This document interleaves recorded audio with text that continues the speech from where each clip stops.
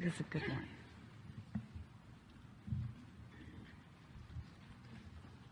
Well, I have several things that have been in my mind that I want to talk about, but I think I'll start with this one. Did any of them change as a result of what we've said already? They've kind of whoops. They kind of flipped around a little bit. That was a little demonstration there. Exactly. Might want to avoid that one. I will. So something that's really important in my life are animals, and I've always been very close to like dogs growing up, and they were kind of like my extended family and kind of my little group. Now, before you go further, we want to insert something really fast, and that is emotion is the first indicator of what you're doing vibrationally, the first demonstration. Second is thoughts coming. Now, thoughts come before the emotion, but we want the emotion to be the first manifestation. Then a steady stream of thoughts will be your second indicator, and usually third on that list is nature will show up in your experience to accentuate the frequency of your being, and then other humans. Okay. It's been very nice talking with you. I think I got the answer on that.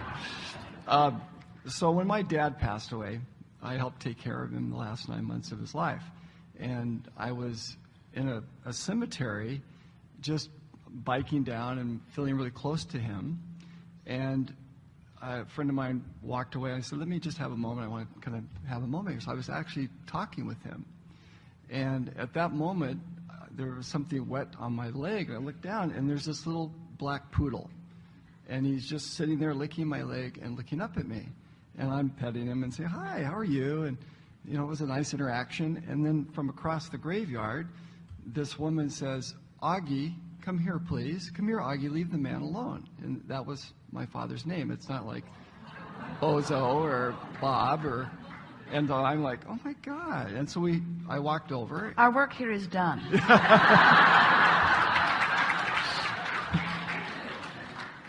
In other words, with what precision can the universe deliver to you demonstrations of, It gets better. So I walk over to this woman, and we had this interaction. I found out that her son had died on the same day as my father. He had committed suicide, and they got this dog for the young boys that were left behind and named him Augie after the month. So we have this moment, and blah, blah, blah. 10 years later, which was last week, I'm in a coffee stand sitting there, and another little black poodle comes up and sits at my feet outside. And I'm like, oh, my God, hello. And I'm petting him. And I turned to my friend. I said, would this be weird if his name is Augie? And I took his tag and looked at it, and it was my father's nickname he grew up with. They didn't even call him Augie. It was Junior. And this little dog, same little black kind of poodle, is looking at me. And I'm just having this incredible moment. And so I guess my question around this is, Really? You have a question?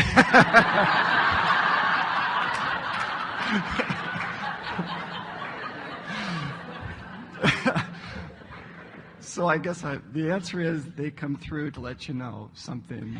Yeah, and your dad would like you to know he doesn't really hang out at the graveyard. It's good.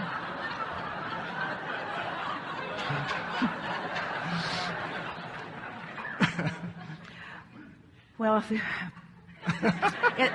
it's a wonderful thing when you have an experience.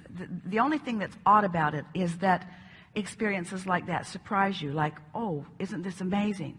What's amazing to us is that you are not having more of those experiences all day, every day, where you are noting the correlation between something that you've done vibrationally and the universe's very deft, very deliberate hand at assisting you.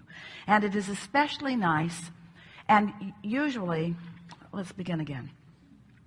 When someone that you care about has made their transition, it is usually through that pathway that you allow yourself to then understand the interconnectedness, the eternalness of that which we all are. We want you to feel the deliciousness of that, but we also would like to put it into the scanty perspective that it we just want to say, yeah, yeah, and.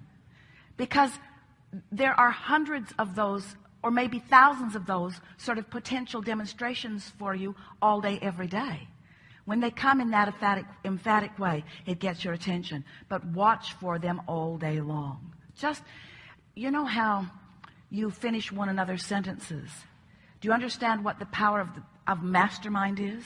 When you come together with someone and you focus in some way with the purposeful intention of finding high-minded thoughts and high-flying vibrations, that when just the synergy of two of you accomplish that, and imagine what it is in a gathering like this, when just the synergy of two of you accomplish that, is you open a passageway that allows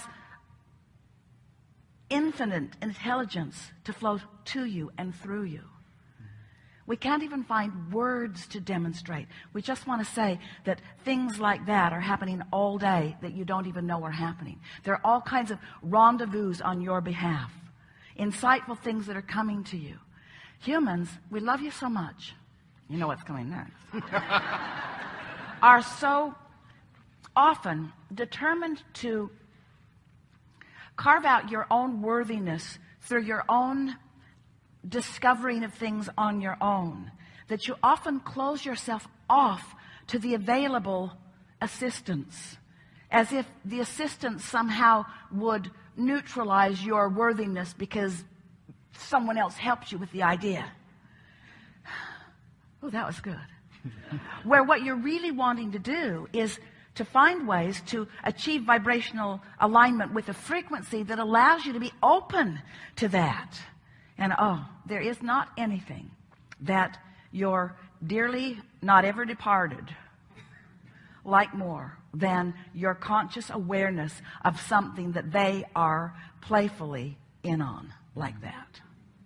And we want to say to you, if things like that the crowd gasps, that's just amazing. You have no idea what's going on your behalf. Get tuned into this. And you know, you won't really know until you have deliberately focused your thought and got enough momentum going deliberately that you now own the thought and what it means. Until you do that, you won't recognize the intertwining of the non-physical energies that are assisting you in so many ways. It's like until you ask a question, you don't have any relationship with the answer. But when you start deliberately flowing and deliberately thinking and deliberately conjuring and deliberately allowing and deliberately aligning, deliberately thinking, when you start scripting and writing and doing focus wheels about it, when you begin to make these thoughts your own, then when the rendezvous, when the convergence of other factors come into being. And we're not just talking about the convergence of your other physical friends. They're the hardest part. It's easy to converge with the non-physical likes of Augie. It's easy to converge with those pure positive energy beings when you're in a pure positive energy place. So think about the components. There you were, lovingly, it's been enough time that you weren't still suffering, lovingly contemplating the beingness and feeling appreciation of someone. But it's the setup that we love. In other words, that woman with that dog didn't just beam in from some other planet. There was a vibrational setup. There was a vortexual. It was spinning in the vortex. The cooperative components had already been assembled. Your impulse of when to go there, that's what was inspired. In other words, the feeling that you had to be there.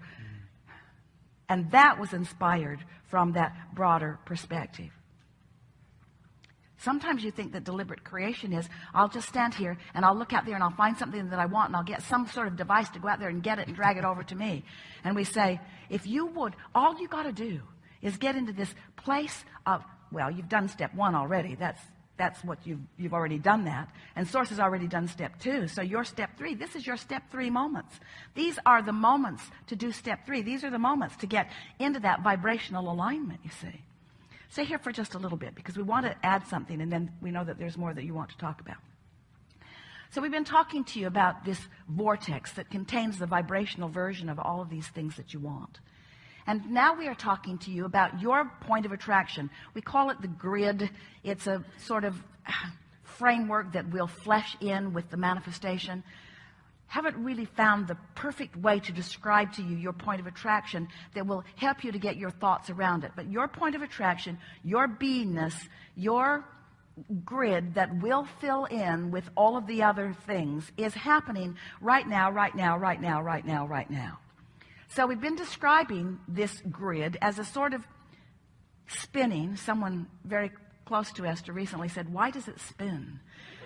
And we say, because it's easier to demonstrate the gathering of the cooperative components in this spinning momentum. So this disc is spinning, and the question is, what is the vibrational frequency of your point of attraction? And you can tell by the way you feel what it is. Are you on the ornery disc? Are you on the grieving disc? Are you on the high-flying disc? The appreciation disc, the love disc? In other words, there is this emotional scale, and what your mood is, you know what we mean by that. You know where you hang out. Esther has in the past described herself as, and we've described her as being on the overwhelmment disc. Too much to do, not enough time to do it in. Sort of like the 7 dwarves, you know, there was grumpy and happy. There was despondent, guilty. There was the guilty dwarf, you remember him? Blameful. About 100 dwarfs now. And you can tell by the way you feel where you're hanging out. Not all the time, but sort of commonly. You know where you usually end up. And we just want to point out that where you usually hang around is what gathers around you. If you look around you and there are ornery people around you, you sort of have to acknowledge that you're on the ornery disc. You sort of showed up at the ornery rendezvous. And if you're on the happy disc, or on the appreciative disc, or on the loving disc, in other words, you can tell. And this is what we want to call your attention to. So we've been suggesting that you get on the high-flying disc, on that high-flying, good-feeling disc. And our physical friends say, well, how do we do it? And we say, you were born there. You were born there, but you don't usually maintain it because you're so practical in your sifting and sorting and in your trying to fix things from a physical standpoint rather than wanting to achieve a vibration that attracts things. If you can make that distinction, if instead of working things out through action, you can instead work things out by choosing a vibrational frequency and letting law of attraction work it out. But before you can do that, you've got to accept that you're worthy to begin with, that you're not here proving worthiness through struggle. And that's a hard thing for a lot of physical friends to give up, because you want your effort to count for something. And we want any effort that you're applying to be applied toward wanting to be on the high-flying disc. We want it to be a mental effort, but we don't want it to be effort, because in the moment that it turns to effort, then you're not on the high-flying disc. So there's a good understanding, isn't it? Mm-hmm.